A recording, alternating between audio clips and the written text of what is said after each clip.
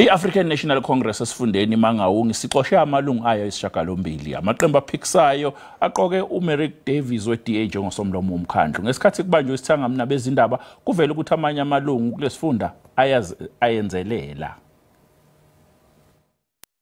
Iphinile meya yaseMangaung uMaphaseka Mothibi Koyane kanye nowayengusomlomo uStefane Lokman Naido bangabanye bamalunga isishiyagalombili eANC yaxoshiwe eqenjini. Iqembu limemezele ukuthi lizodingida ngekusasa lamanye amakhansela amathathu. Kuleli sonto uLawrence Matey we-ANC wehlulwe uMerrick Davies we-DA oqokwe njengosomlomo womkhandlu.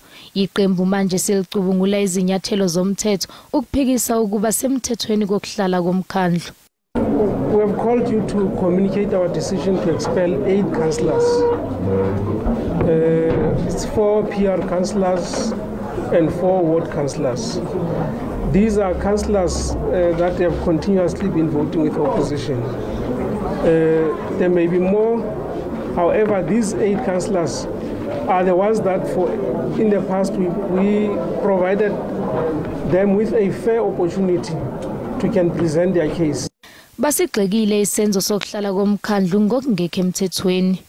We strongly believe that the council that took place on Wednesday was not convened by a person who has the authority to do so.